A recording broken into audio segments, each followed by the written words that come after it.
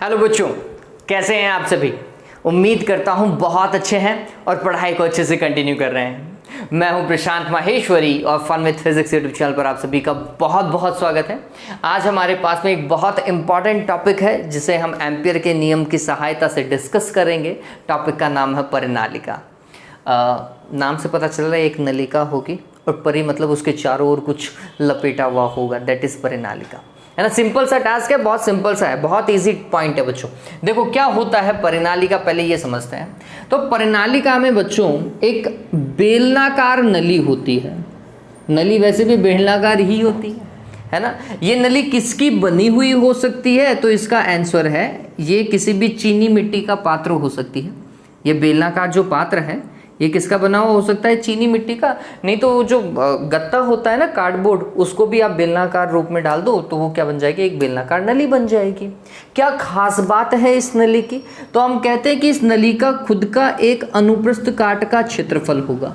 Let suppose कीजिए ए, या फिर इस नली की खुद की क्या होगी, एक मोटाई होगी। मोटाई मतलब उसकी व्यास मान लीजिए 2r, ठीक। ये जो मोटाई है या अनुप्रस्थ काट का क्षेत्रफल है ये बहुत कम होना चाहिए, किसकी तुलना में, इसकी लंबाई की तुलना में, है ना। एक ऐसी बेलनाकार नली जिसका व्यास बहुत कम हो, जिसकी त्रिज्या बहुत कम हो, कुल मिलाकर के उसका अनुप्रस्थ काट क्षेत्रफल बहुत कम हो, किसकी तुलना में, उसकी लंबाई की तुलना में। और उसके ऊपर तांबे के विद्युत रुद्ध तारों को लपेट दिया जाए, है ना। ये जो अपन लपेट रहे हैं ये क्या है, तांबे के विद्युत रुद्ध तार हैं। इनको क्या कर दिया गया है, लपेट दिया गया है। और इन तांबे के तारों के अंदर क्या जा रही है, विद्युत धारा जा रही है, ठीक है। तो क्या होगा, इनके अंदर एक चुंबकीय क्षेत्र बनेगा। हर एक वलय बन गया, एक वृत्त बन गया, एक वलय बन गई। वलय के अंदर क्या होगा, चुंबकीय क्षेत्र होगा और एक प्रबल चुंबकीय क्षेत्र का स्थापना हो जाएगी, किसके अंदर, उस बेलनाकार पात्र के भीतर।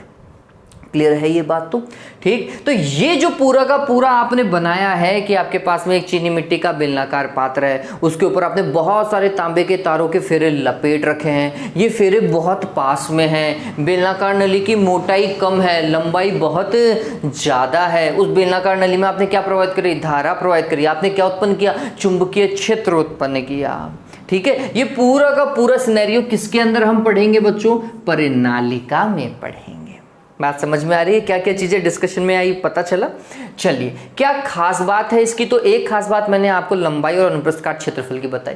दूसरा, परिनालिका में ये पहला फेरा, ये दूसरा, ये तीसरा, ये चौथा, ये फेरे दूर दूर नहीं होते, बिल्कुल पास में सटे हुए होते हैं, है ना। ये पहला फेरा ऐसा मान दूं तो फिर दूसरा फेरा बिल्कुल इसके सटा हुआ होगा, ऐसा बिल्कुल सटा हुआ होगा, बिल्कुल ऐसा, बिल्कुल पास में चिपका हुआ मान लो, ठीक। ये बात ध्यान रखना। और विद्युत रुद्ध है, विद्युत मतलब उस तांबे के तार पे अपने दिमाग में रख लो कि शायद प्लास्टिक की कोटिंग की हुई है। तांबे के तार के ऊपर क्या की हुई है, प्लास्टिक की कोटिंग की गई है, ताकि वो पास पास आए तो एक दूसरे से तांबा तांबे से नहीं टकराए।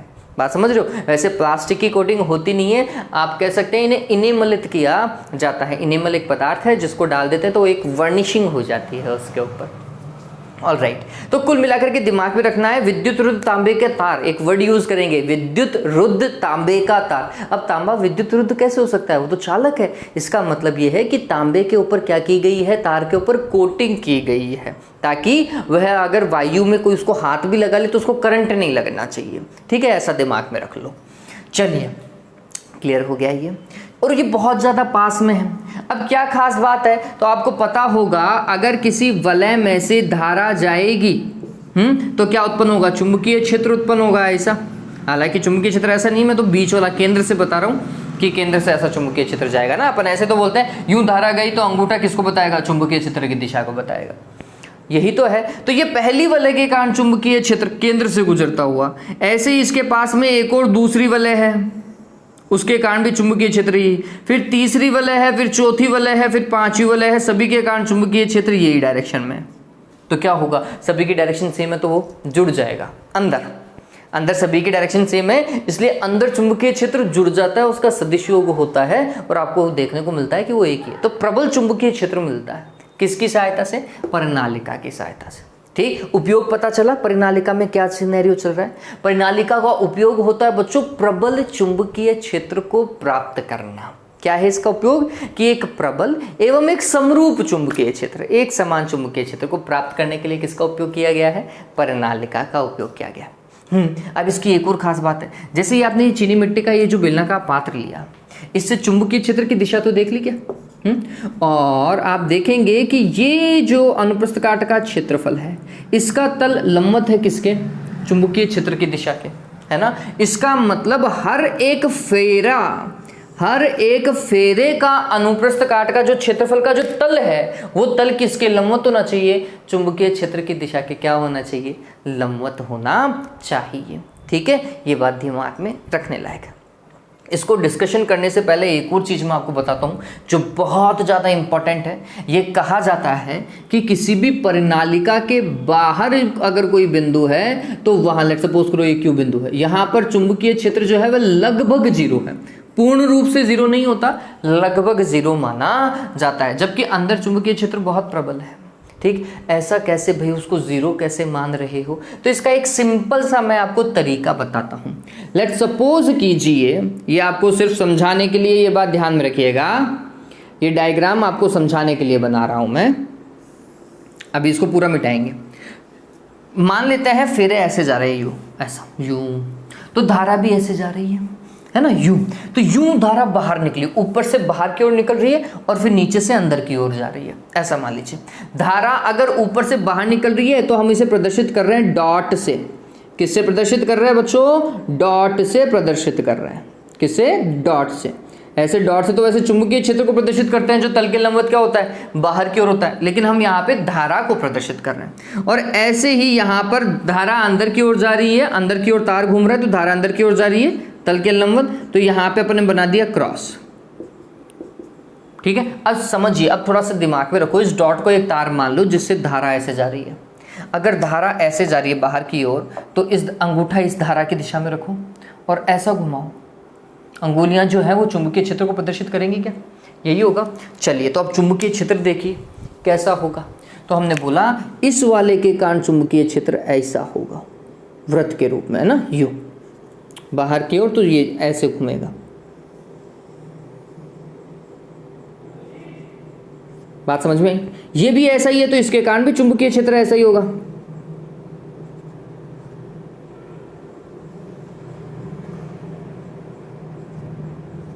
ठीक, ऐसा ये है, इसके कारण भी चुंबकीय क्षेत्र ऐसा ही होगा।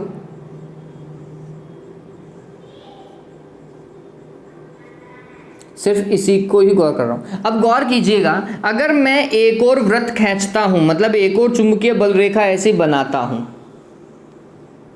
ये बनाई, ठीक, और ऐसे ही इसके लिए भी बनाई अपन ने, बनाई, तो इसके कारण तो बल रेखा ऐसे जा रही है, और इसके कारण बल रेखा ऐसे जा रही है।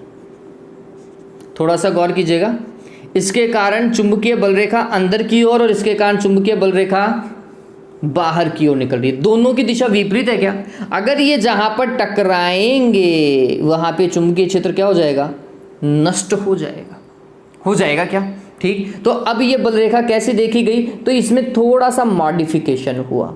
क्या मॉडिफिकेशन हुआ? ये कुछ ऐसी देखी गई, यहाँ ऐसे रही थी, अब ये ऐसे देखी जाएगी।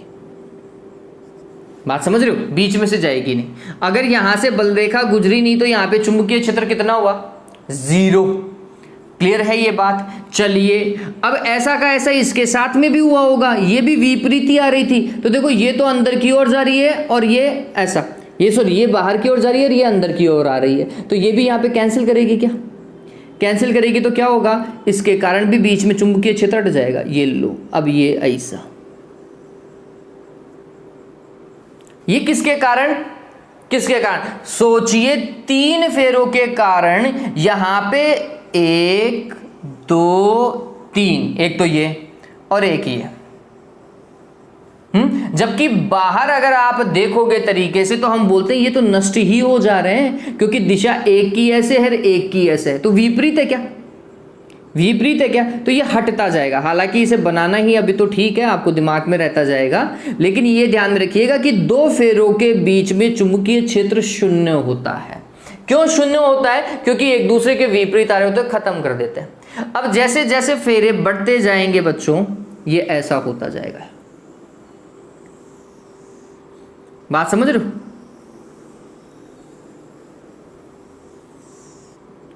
ऐसा जैसे जैसे फेरे बढ़ते जाएंगे ना, ये ऐसा। यहां पर तो ये पास पास होंगी बेलन के अंदर तो, जबकि बेलन के बाहर अगर आप देखोगे तो बलरेखाओं के बीच की दूरी बहुत ज्यादा है। ऐसे यहां पर देखो, यहां पे क्या है, अंदर की ओर जा रही है क्या, धारा अंदर की ओर, तो अंगूठा अंदर की ओर लेके जाओ। अब इसमें ऐसा जाएगा, ठीक। तो इसके लिए भी ऐसा इमेजिन करो, ये इमेजिनेशन वाली बात है। ऐसा किया तो हमने बोला चुंबकीय क्षेत्र ऐसा अंदर की ओर ऐसा घूमेगा, समझ रहे हो, अंगूठा अंदर की ओर लेकर जाएगा। ऐसा ही इसके कारण भी एक बार के लिए इमेजिन करो कि इसके कारण भी ऐसा ही है। इसके कारण भी इमेजिन करो कि अंदर ऐसा जा रहा है,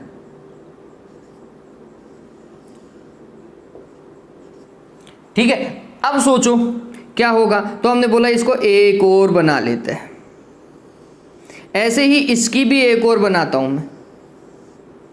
क्या होगा, इसके लिए तो ये ऐसा ऐसा और ऐसा आ रही है, जबकि इसके लिए देखो ऐसे ऐसे ऐसे। ये क्या बात हुई, नहीं उल्टा ले गया मैं। इसके लिए ऐसे आ रही है,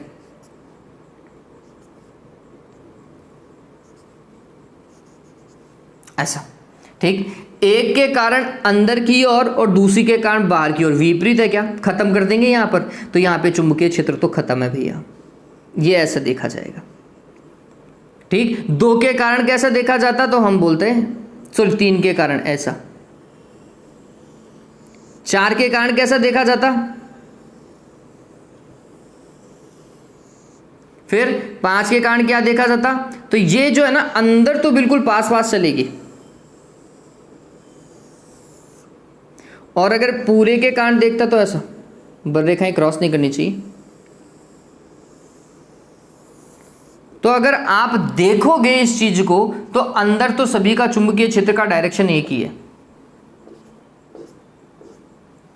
ठीक है। लेकिन यहां पे बाहर जो बल रेखाएं हैं ना, उनके बीच का दूरी बहुत ज्यादा है बच्चों। ये दूरी बहुत ज्यादा है, मतलब चुंबकीय क्षेत्र दुर्बल है। किसकी तुलना में, अंदर वाले की तुलना में। देखो अंदर डायरेक्शन सेम है, अंदर डायरेक्शन सेम है। मेरा तो बनाने में थोड़ी सी दिक्कत आ रही है, आपको एक और डायग्राम में दिखाऊंगा जिसमें ये चीजें बहुत अच्छे से स्पष्ट हैं। मैं सिर्फ ये समझा रहा था कि दो फेरे जो एक दूसरे के पास हैं, उनके कारण उनके बीच में चुंबकीय क्षेत्र जो है वो शून्य होता है। क्यों होता है, क्योंकि एक फेरे के कारण बल रेखा अंदर की ओर आ रही होती है, दूसरे के कारण बाहर की ओर जा रही होती है, तो वो एक दूसरे को क्रॉस करती हैं और खत्म कर देती हैं। परिणामी चुंबकीय क्षेत्र समाप्त हो जाता है, ठीक है। तो इस कारण क्या होता है कि अंदर जो बल रेखा है ना वो सघन हो जाती है, जबकि बाहर बल रेखाएं विरल हो जाती है, बहुत दूर दूर हो जाती है। अगर बाहर विरल रेखाएं सॉरी बल रेखाएं दूर दूर हो गई हैं, तो फिर बाहर चुंबकीय क्षेत्र लगभग शून्य है। किसके कंपैरिजन में, अंदर वाले के कंपैरिजन में। ये बात ध्यान में रखना। और जैसे जैसे ये परिनालिका बढ़ती जाएगी बच्चों, ये बल रेखा ऐसे सीधी जाएगी और फिर यूं घूम के आएगी, ये बल रेखा ऐसे सीधी जाएगी फिर यूं घूम के आएगी। सोचिए गैपिंग बढ़ रही है, गैपिंग बढ़ रही है। तो हम बोलते हैं कि अगर परिनालिका की लंबाई इसीलिए लंबी ली जाती है कि परिनालिका की लंबाई जैसे जैसे बढ़ती जाती है, बाहर वाला चुंबकीय क्षेत्र बहुत दुर्बल होता जाता है, जिसे नगण्य माना जाता है। ये दिमाग में रखना है। और ये पता चला कि दो फेरों के बीच में चुंबकीय क्षेत्र पूरी तरीके से जीरो होता है। क्यों होता है, क्योंकि एक फेरे के कारण उत्पन्न चुंबकीय क्षेत्र उसके सन्निकट रखे फेरे के कारण चुंबकीय क्षेत्र के परिमाण में समान और दिशा में विपरीत होता है। इसलिए वो एक दूसरे को क्या करते हैं, नष्ट करते हैं। बात समझ में आ गई। जबकि अंदर तो देखो सभी के कारण चुंबकीय क्षेत्र की डायरेक्शन सेम चल रही है, सभी के कारण सेम चल रही है। तो अंदर प्रबल चुंबकीय क्षेत्र अक्ष पर, ठीक है, जबकि बाहर दुर्बल और लगभग नगण्य, और मध्य में तो जीरो ही है। ठीक है, ये बात क्लियर रह जाएगा। ये परिनालिका है बच्चों, ये क्या है, परिनालिका है। अब परिनालिका के लिए हमें क्या लिखना है, किस तरीके से लिखना है, ये मैं आपको सामने बता रहा हूं। डायग्राम क्या बनाना है एग्जाम के अंदर, वो भी आपको अभी सामने दिखाई देगा। ठीक है, तो नेक्स्ट स्लाइड के अंदर आपको वो सारी चीजें दिखाई देंगी जो आपको एग्जाम में बना करके आनी है परिनालिका के केस में। ठीक है, देखिए क्या लिखा हुआ है।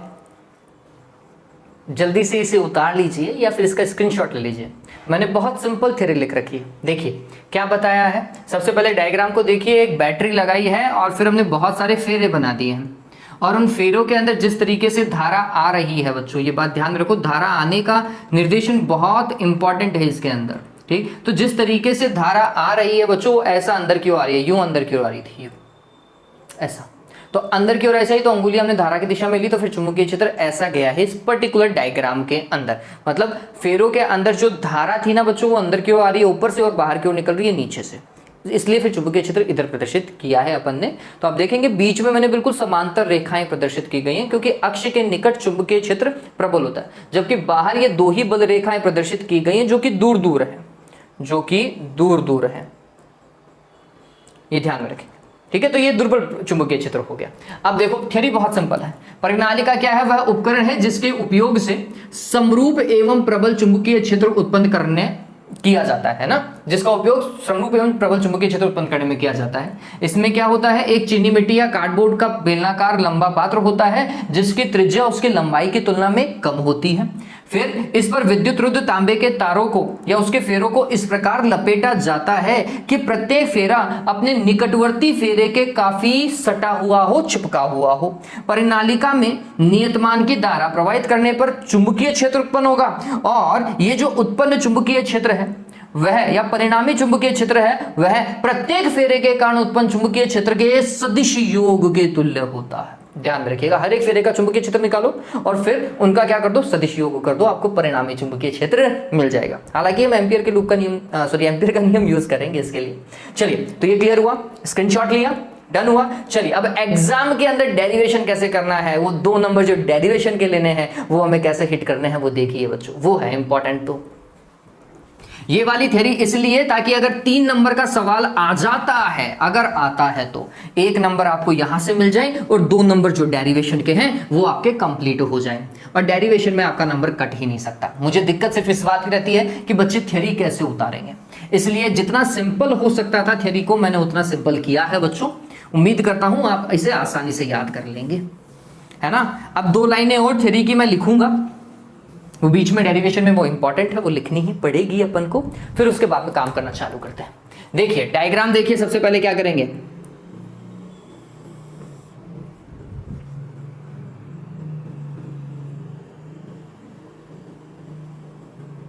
जो पहले बनाया था ना वो वाली चीज बना लो।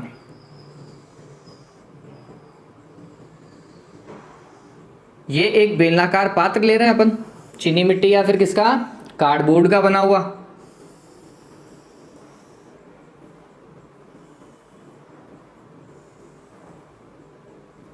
ठीक है, डन हुआ। फिर कैसे प्रदर्शित किया था मैंने उस टाइम पे, ऐसा बताया था मैंने आपको कि यहां से आप बाहर निकाल लीजिए धारा को और नीचे से अंदर प्रवेश करते थे। तो धारा अगर यहां पे बाहर निकल रही है तो फिर धारा के लिए हम प्रदर्शित करेंगे डॉट।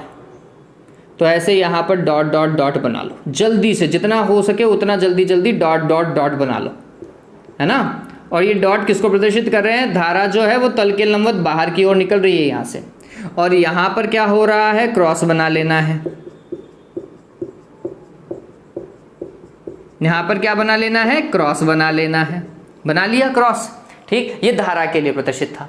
अब यहां पर चुंबकीय क्षेत्र कैसा है बच्चों, ये समरूप चुंबकीय क्षेत्र बनाएंगे तो समांतर बल रेखा प्रदर्शित करेंगे, ऐसा एक दूसरे के समांतर बल रेखाएं खींच दीजिए, ये समरूप चुंबकीय क्षेत्र है अंदर। ठीक है, तो जितनी हो सके उतनी बल रेखाएं आप खींच दीजिए। मैं कहूंगा 5 से 6 खींचिए, काम बैठ जाना चाहिए। ठीक है, ये हो गया हमारा क्या बच्चों, समरूप चुंबकीय क्षेत्र। किसके भीतर, परिनालिका के भीतर। बाहर चुंबकीय क्षेत्र कितना है, आंसर है बाहर 0 है।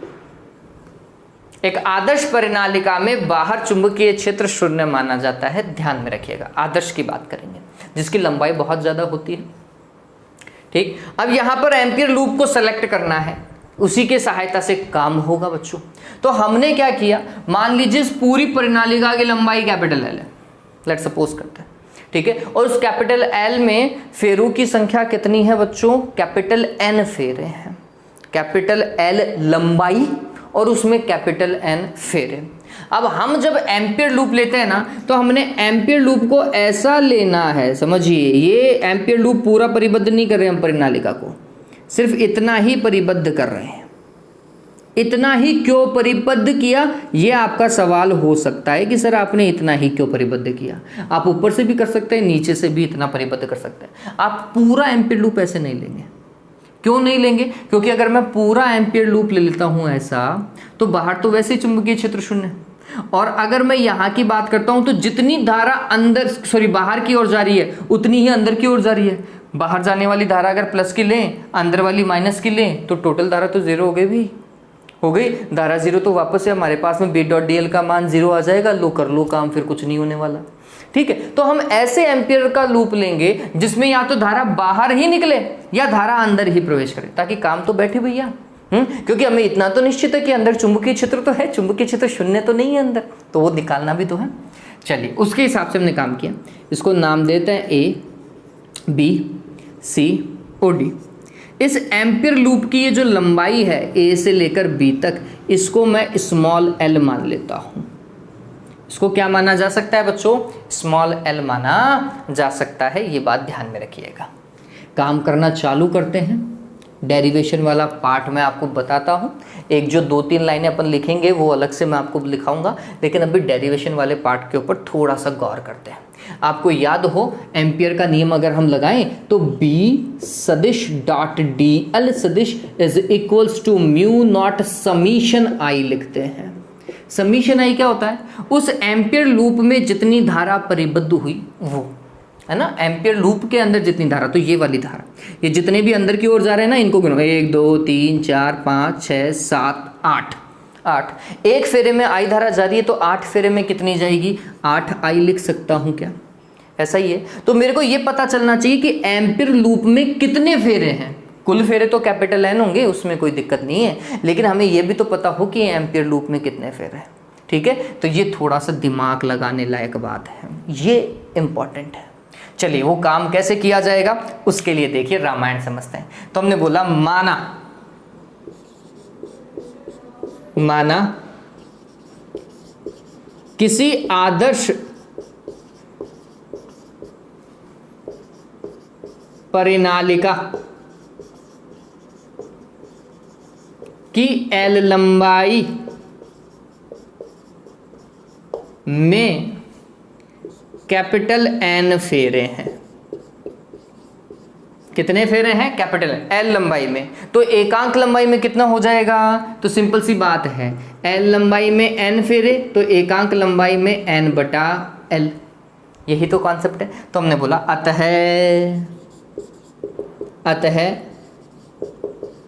एकांक लंबाई, परिनालिका की एकांक लंबाई है ना, में फेरों की संख्या। और बच्चों, एकांक लंबाई में जो फेरों की संख्या होती है उसे स्मॉल n लिखते हैं। स्मॉल n क्या होगा? n में किसका भाग लगा दीजिए? L का। ये ध्यान में रखना। अब दिमाग लगाओ, ये एकांक लंबाई, लेट्स सपोज करो 1 सेंटीमीटर में इतने फेरे हैं। एकांक लंबाई ये मान ली 1 सेंटीमीटर में इतने फेरों की संख्या। अगर ये 1 सेंटीमीटर में फेरों की संख्या है तो L सेंटीमीटर में कितनी होगी? n को किससे गुणा कर दें? L से। ठीक है, तो ये एकांक लंबाई में फेरों की संख्या पता चल गई। अतः L लंबाई में फेरों की संख्या, L लंबाई में फेरों की संख्या क्या होगी रे देवताओं? गौर करो, स्मॉल n इंटू L लिख सकता हूं क्या? कोई दिक्कत ही नहीं है। n का मान मेरे को पता है, एकांक लंबाई में फेरों की संख्या को कुल लंबाई से गुणा कर दो, या एम्पियर वाली लंबाई से गुणा कर दो। क्लियर हुआ? चलो, एक फेरे में I धारा, कितनी? कैपिटल I धारा जा रही है, तो इतने फेरों में कितनी जाएगी? गुणा कर दो। अरे मैंने यही तो बताया था यहाँ पर कि एक फेरे में अगर I धारा जा रही है तो 8 फेरों में 8I, इतने फेरों में NL इंटू I। ठीक है, तो ये भी हमारे लिए एक चिंतन का विषय है। क्या भाई? यदि एक फेरे में I धारा प्रवाहित होती है प्रवाहित होती है तो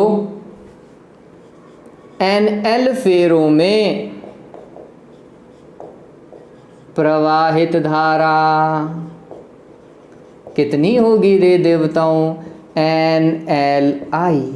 यही वास्तविकता में देखा जाए तो समीशन I है ना, क्योंकि एम्पियर लूप की लंबाई L थी और L लंबाई में कितनी धारा जा रही है? NLI। यही एक चीज़ है जो दिक्कत देती है बच्चों को, और कुछ भी दिक्कत नहीं देगा। क्यों नहीं देगा वो बताता हूँ। अब अपने एम्पियर लूप ले लिया है ना, ABCD, ध्यान में रखिएगा। तो काम कैसे करेंगे वो समझिए। तो हमने लिखा एम्पियर के नियम से, समझना आप, एम्पियर के नियम से क्या भाई? समाकलन B dot DL is equals to mu not summation I, यही है। और लूप क्या है? ABCD। आप चाहें तो A वापस से लिख दें, आप चाहे तो यहाँ A नहीं लगा रहे हैं तो भी कोई दिक्कत वाली बात नहीं है, क्योंकि मोस्टली बुक्स में वापस से A यूज़ नहीं किया गया है। वो समझ गए हैं कि आपने ये लूप ही लिया है, ठीक है। कुछ इस तरीके का काम। चलिए अब इसके अंदर अगर मैं काम करूं तो इसके 4 भाग हैं इस लूप के, A से लेकर B, B से लेकर C, C से लेकर D और D से लेकर क्या? A। यही है। तो इसके 4 भाग तोड़ो। तो हमने इसके 4 भाग तोड़े। समाकलन क्या भाई? B सदिश डॉट DL सदिश, और यहाँ पर कौन सा? AB भाग, A से B तक। गौर करो, अगर AB भाग में मैं DL अल्पांश लूँ तो DL की डायरेक्शन ऐसी, मैग्नेटिक फील्ड चुंबकीय क्षेत्र की डायरेक्शन भी ऐसी ही है। दोनों की डायरेक्शन सेम है क्या? 0 डिग्री का एंगल यूज होगा, ठीक है। प्लस आगे देखिए, ओके आपने तोड़ दिया है लूप को। लूप को तोड़ने पर ये बंद वाला तो आएगा ही नहीं ना। फिर BC देखिए, BC में क्या लिखेंगे? B सदिश डॉट DL सदिश। अब ये थोड़ा समझिए, अगर मैं इस पे DL अल्पांश खींचूं तो इसका L DL का डायरेक्शन नीचे की ओर, चुंबकीय क्षेत्र इधर की ओर, 90 डिग्री का एंगल है क्या? चलिए आगे देखते हैं। फिर B सदिश डॉट DL सदिश बराबर CD देखो, CD तो देवताओं देखने की जरूरत ही नहीं है। क्यों? क्योंकि आप DL देखोगे इस तरफ है, 20 तरफ है, 180 डिग्री का कोण दिखा दोगे। लेकिन हमें ये तो पता है ना, बाहर चुंबकीय क्षेत्र ही 0 है, तो अगर B खुद 0 है तो ये तो पूरा का पूरा भाग 0 है। चलिए फाइनली कौन सा है? DA में भी क्या लिखेंगे? B सदिश डॉट DL सदिश बराबर what? Mu not summation I। ऐसा ही करो, ठीक। ये समझ में आया। DA में क्या होगा? DA में DL ऊपर की ओर गया, मैग्नेटिक फील्ड चुंबकीय क्षेत्र इधर, एंगल कितना? 90 डिग्री। 0 0 0 0। ये दोनों तो 90 के कारण खत्म हो गए। ये बेचारा बाहर चुंबकीय क्षेत्र 0 था, खत्म हो गया। पता चला किस तरीके से 0 जा रहा है? पता चला क्या देवताओं? मैं लिख देता हूं क्या भाई? समाकलन B डॉट DL, या फिर इसमें काम ही कर देते हैं ना, मैं ऐसे लिखूंगा, इससे अच्छा है इसकी, इसमें ही दिखा देता है क्या भाई? समाकलन इसे लिखेंगे B DL cos 0, किस में? AB में। पता चला क्यों था? प्लस समाकलन B DL cos 90, किसके लिए? BC के लिए। फिर ये तो खुद ही 0 है क्योंकि बाहर चुंबकीय क्षेत्र 0 है। फिर समाकलन B सदिश तो हटाओ भाई, B DL cos 90, किसके लिए? DA के लिए, बराबर कितना? Mu not summation I। Summation I के वैल्यू मैं पहले ही कैलकुलेट कर चुका हूँ, समीकरण नंबर 1 डाल देता हूँ, ठीक है। चलिए ये रामायण तो पूरी 0, ये रामायण 0 तो सिर्फ ये बच गया B DL। तो हमने लिखा समाकलन AB और वो रहा B DL is equals to mu not summation I। Done है। चलिए B एम्पियर लूप देखा ही ऐसा जाता है कि उसका अगर आप कोई भाग काट लें तो हर बिंदु पर चुंबकीय क्षेत्र समान होना चाहिए, अर्थात B नियत होना चाहिए। तो B को तो बाहर निकाला, समाकलन सिर्फ और सिर्फ किसका? DL का, और म्यू नॉट समीशन I की वैल्यू उठा करके रख दी मैंने NLI बच्चों, NLI। डन हुआ, ऑल राइट। चलिए DL का समाकलन करोगे तो एम्पियर लूप की लंबाई आएगी, तो AB की लंबाई L ही थी तो हमने L ही लिखा।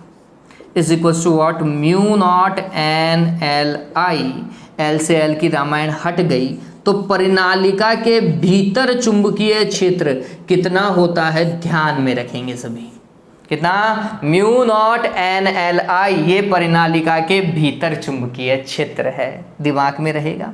हाँ, फॉर्मूलाज के अंदर जो यूज होता है वो ये होता है, mu naught capital N divided by L into I. लेकिन इस फॉर्मूले को देख करके बच्चे मोस्टली कंफ्यूज हो जाते हैं, क्या भाई, लंबाई, परिनालिका का चुंबकीय क्षेत्र उसकी लंबाई पे निर्भर नहीं करता है आदर्श परिनालिका में। क्यों, ये एकांक लंबाई में फेरों की संख्या पे निर्भर करता है, लंबाई पर नहीं, एकांक लंबाई में जितने फेरे ना उन पे निर्भर करता है, लंबाई पे सिर्फ निर्भर नहीं करता है, ये बात ध्यान में रखिएगा। आदर्श परिनालिका में ये चीज़ है। इसमें आपको ऐसा लगता है लंबाई बढ़ाने पर चुंबकीय क्षेत्र घट जाता है, वो तब होगा बच्चों जब आप लंबाई बढ़ा रहे हो तो आपने फेरों की संख्या को नहीं बढ़ाया, फेरों की संख्या उतनी है, लंबाई बढ़ा दी तो चुंबकीय क्षेत्र घटेगा, लेकिन ऐसा होता नहीं है। अगर आप लंबी परिनालिका ले रहे हो तो हम बोलते हैं उसमें फेरों की संख्या क्या होती है, एक समान चलती है। तो अगर 1 सेंटीमीटर में 10 फेरे हैं तो अगले 10 सेंटीमीटर में भी 10 को 10 से गुणा कर दो, 100 फेरे आने ही चाहिए, मतलब हर 1 सेंटीमीटर में 10 फेरे आने ही चाहिए। ये कॉन्सेप्ट है कि फेरे जो है एक समान है, ऐसा नहीं है एक जगह ज़्यादा हो गए, एक जगह फेरे पास पास, दूसरी जगह फेरे दूर दूर, ना भाई, हर जगह एक जैसे, ठीक है, ऐसा नहीं। क्लियर है, उतारो इस चीज़ को, जल्दी से इसका स्क्रीनशॉट लो, ले लिया, डन हुआ। चलो अभी थोड़ा सा काम बाकी है, क्या काम बाकी है वो देखिए। देखो, जब हमने परिनालिका को चालू किया तो एक सिंपल सा टास्क ये भी है कि परिनालिका का फिर चुंबकीय क्षेत्र बढ़ाया कैसे जाए। अगर ऐसा है तो परिनालिका का चुंबकीय क्षेत्र कैसे बढ़ाया जाए, तो हम बोलते हैं स्मॉल एन को बढ़ा दो, एकांक लंबाई में फेरों की संख्या को बढ़ाओ, बढ़ेगा, प्रवाहित धारा के मान को बढ़ाओ, बढ़ेगा। और अगर आप ऐसा कुछ भी नहीं करना चाहते हो तो लोह चुंबकीय पदार्थ भर दो, क्या भर दो, लोह चुंबकीय पदार्थ परिनालिका के भीतर या परिनालिका की क्रोड के अंदर, क्या भाई, लोह चुंबकीय पदार्थ भर दो, लोहा भर दो, निकिल भर दो, कोबाल्ट भर दो, कच्चा लोहा भर दो, ठीक है। उससे क्या होगा, म्यू नॉट के साथ में एक और फैक्टर गुणा हो जाएगा, म्यू आर, और ये म्यू आर बहुत पावरफुल होता है, 700, 800, 900 ऐसा होता है। तो लेट्स सपोज करो लोहा भरा, लोहे का म्यू आर लेट्स सपोज करो मैं 700 मान करके चलता हूँ, तो एकदम से 700 से गुणा हो जाएगा ये चीज़, 700 गुना ज़्यादा चुंबकीय क्षेत्र, एकदम से बहुत ज़्यादा हो गया। बात समझ में आ रही है, धारा को दुगना तिगना करने पर इतना फर्क नहीं पड़ता जितना एक लोहे की रोड बीच में रख दी, ये ले चुंबकीय क्षेत्र बहुत ज़्यादा। बात समझ में है, तो ये बहुत इंपॉर्टेंट है, क्या भाई, नोट, परिनालिका के भीतर लोह चुंबकीय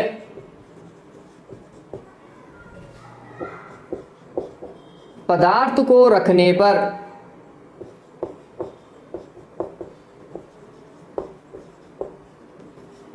चुंबकीय क्षेत्र प्रबल हो जाता है। और कितना हो जाता है वो लिख लीजिएगा, B is equals to mu not mu R N I, N लिख रहा था मैं, एन आई, या फिर आप ऐसा लिखें B is equals to mu not mu R capital N divided by capital L into I, ये हो जाता है। म्यू आर क्या है, आपेक्षिक चुंबकशीलता, क्या है, आपेक्षिक चुंबकशीलता, ये बहुत इंपॉर्टेंट है। एक चीज जो मैं आपको बताता आ रहा हूं, जो मैंने थ्योरी में इंक्लूड नहीं किया है, वो भी मुझे थ्योरी में लिखाना है, वो भी बहुत इंपॉर्टेंट है। ये क्लियर हुआ। एक चीज और क्या लिखेंगे, परिनालिका के बाहर चुंबकीय क्षेत्र कितना होता है, 0 होता है ना, ये ध्यान में रखना। और परिनालिका का चुंबकीय क्षेत्र उसकी लंबाई पर निर्भर नहीं करता, उसकी त्रिज्या पर निर्भर नहीं करता, ये भी इंपॉर्टेंट है। पहला नोट ये, दूसरा,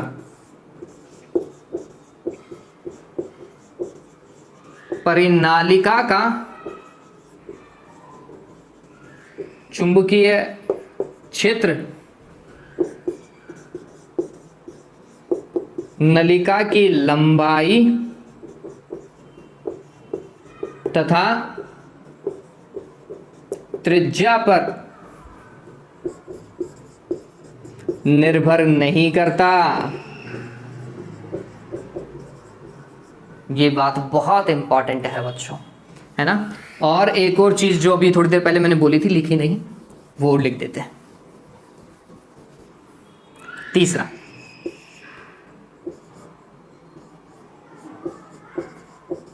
आदर्श परिनालिका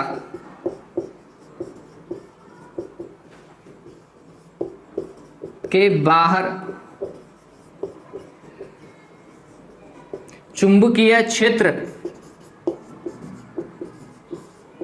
क्या होता है? शून्य होता है,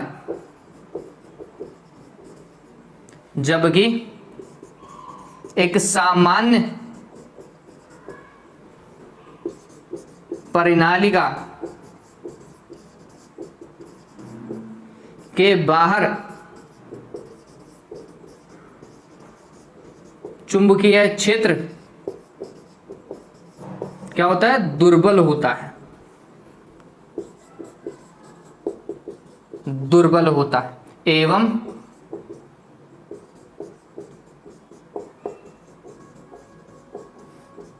परिनालिका की लंबाई को बढ़ाने पर यह नगण्य हो जाता है।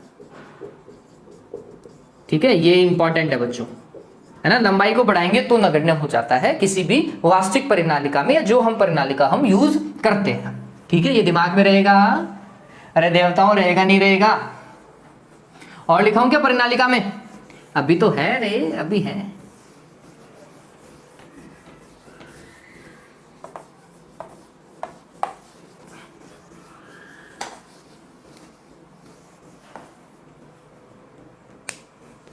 देखो और क्या लिख सकते हैं हम परिनालिका में? एक और चीज रह गई है, वो लिख देते हैं। क्या? परिनालिका में दो सन्निकट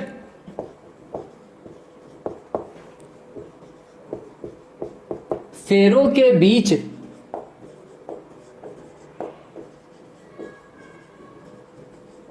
चुंबकीय क्षेत्र क्या होता है? शून्य होता है। ठीक है, दो सन्निकट फेरों के बीच चुंबकीय क्षेत्र शून्य होता है, अर्थात एक फेरे के कारण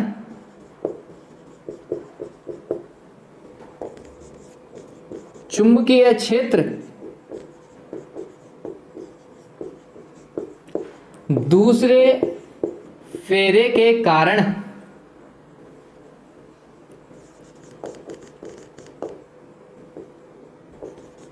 चुंबकीय क्षेत्र के दिशा में विपरीत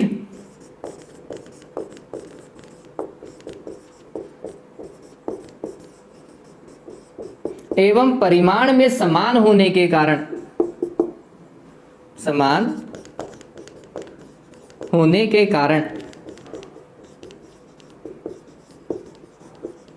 एक दूसरे को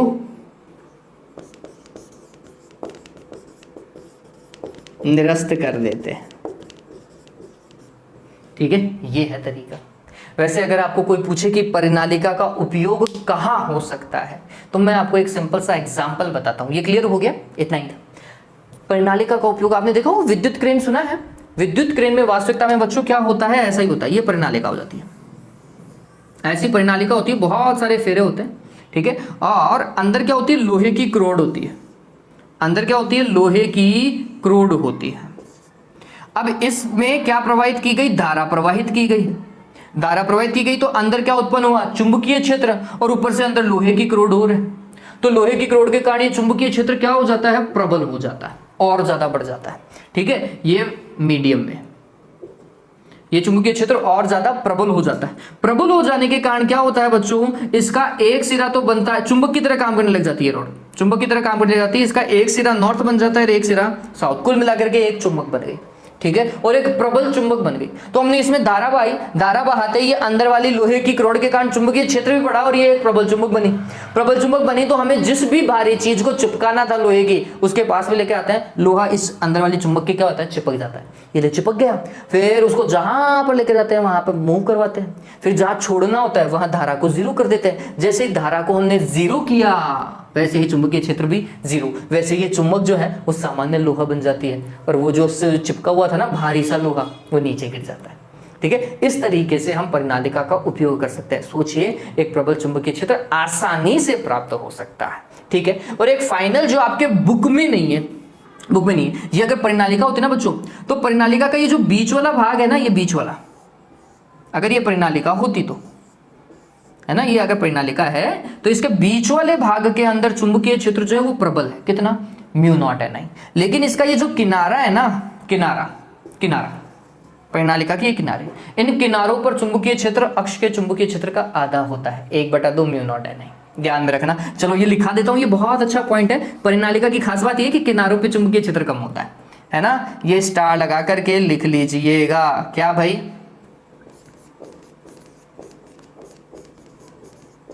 परिनालिका के मध्य में चुंबकीय क्षेत्र प्रबल और कितना, μ0 Ni होता है, जबकि इसके किनारों पर यह आधा हो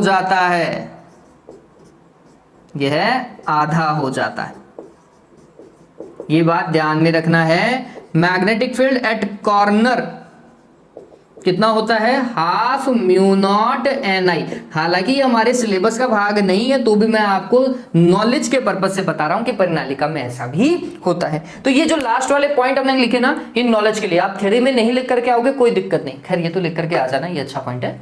लेकिन अगर ये वाली चीजें नहीं लिख करके आते हो कोई दिक्कत नहीं है, लेकिन ये दिमाग में रहना चाहिए, क्योंकि कई बार एग्जाम में पूछ लेता है कि परिनालिका की त्रिज्या को बढ़ाने पर इसके भीतर चुंबकीय क्षेत्र पर क्या प्रभाव पड़ेगा, या लंबाई को बढ़ाने पर चुंबकीय क्षेत्र पर क्या प्रभाव पड़ेगा। लिखना है, कोई प्रभाव नहीं पड़ता, कोई प्रभाव नहीं पड़ता। सवाल को अच्छे से पढ़ना और फिर काम करना, ठीक है। तो मेरे हिसाब से ये क्लियर था। अब हमारे पास में न्यूमेरिकल्स हैं, वो न्यूमेरिकल करोगे तो टॉपिक और क्लियर हो जाएगा। एग्जाम में एक भी चीजें नहीं छोड़ेंगे हम, ठीक है। चलो उतारो इस चीज को, नेक्स्ट स्लाइड से न्यूमेरिकल आएंगे। पहला न्यूमेरिकल देखिए बच्चों, क्या बोल रहा है, कोई परिनालिका जिसकी लंबाई 0.5 मीटर तथा त्रिज्या 1 सेंटीमीटर है। पहली बात तो ये ध्यान में रखिए, त्रिज्या का फॉर्मूले में कहीं यूज नहीं है, लेकिन क्यों दी जाती है इसका रीजन मैं बताऊंगा कि सवाल में त्रिज्या क्यों दी जाती है। में 500 फेरे हैं। अभी थोड़ा समझिए, परिनालिका की लंबाई कितनी है, 0.5 मीटर है, और इसमें फेरों की संख्या, कुल फेरों की संख्या कैपिटल N होती है बच्चों, और वो कितनी दे रखी है, 500 है। त्रिज्या लिख लेते हैं कि R का वैल्यू जो दिया हुआ है वो 1 सेंटीमीटर है, मतलब 10⁻² मीटर, ऐसा लिख लेते हैं, ठीक है।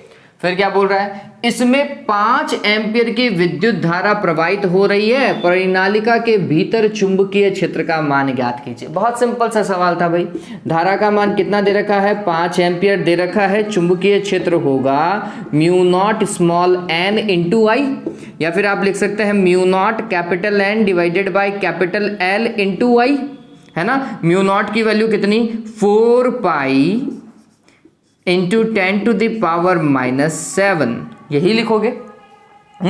n की वैल्यू कितनी है, 500 है। फिर l की वैल्यू कितनी दे रखी है, 0.5 है।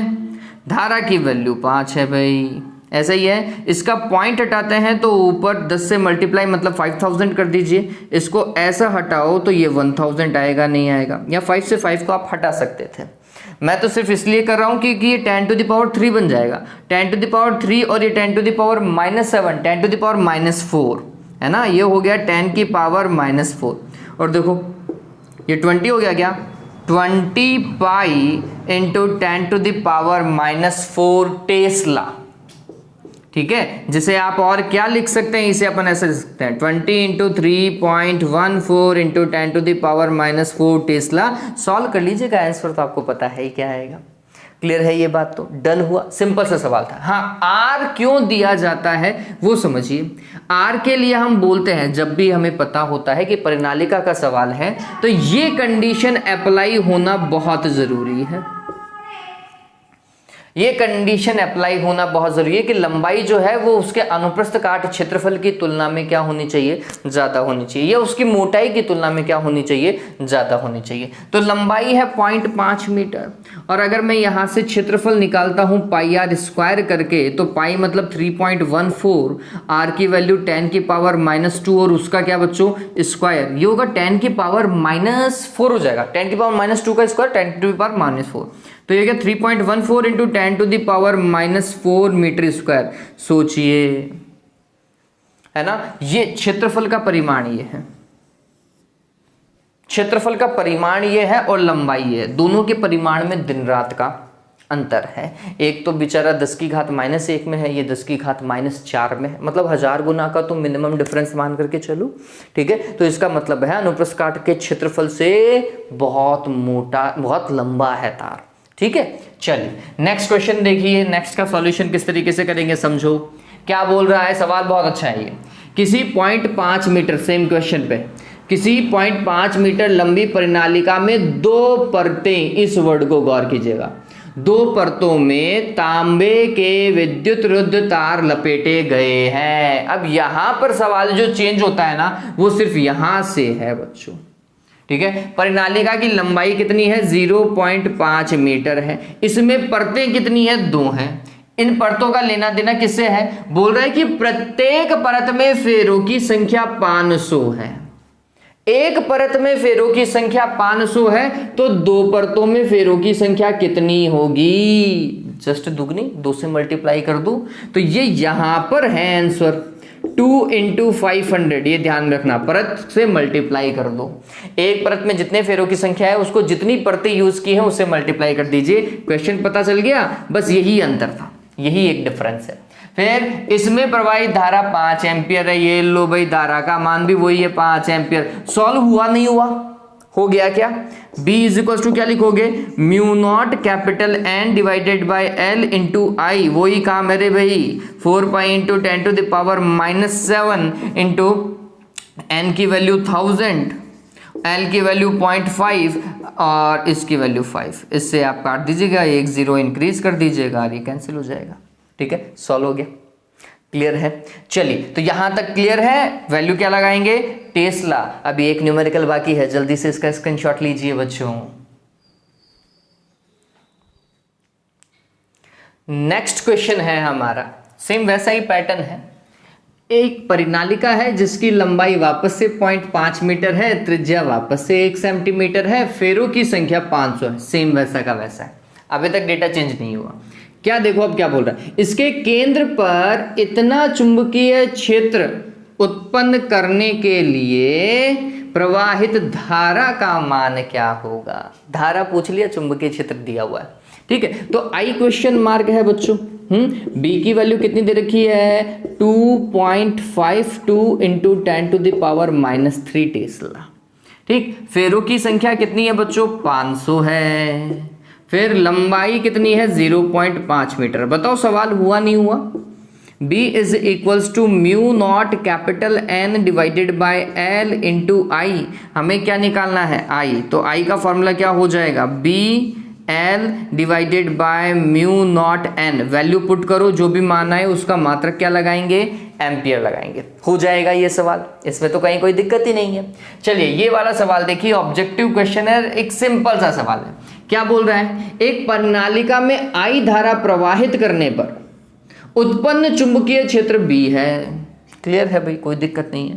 B = क्या लिखेंगे, हम लिखेंगे μ0 स्मॉल n इंटू आई, या फिर μ0 capital N divided by L into I, ऐसा लिख सकते हैं। बताओ, कहीं कोई दिक्कत नहीं होनी चाहिए। आप कैपिटल L की जगह स्मॉल l भी लिख दो, जैसा आपने डेरिवेशन में किया है वैसा। परिनालिका की लंबाई व फेरों की संख्या दुगनी करने पर, दोनों को दुगना करवा रहा है, फेरों की संख्या भी दुगनी करवा रहा है और परिनालिका की लंबाई भी दुगनी करवा रहा है।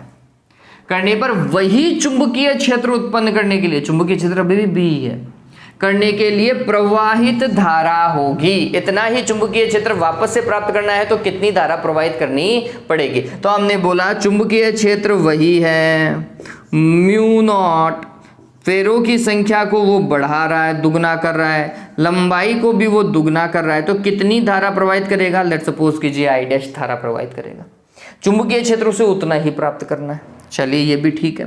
तो चुंबकीय क्षेत्र का मान पहले ही उसने बता दिया कि भाई mu naught capital N/L use कर लो, ठीक है, into I is equals to what, mu not, ये तो कैंसिल हो गया, N/L I डैश, पता चल गया क्या है आंसर।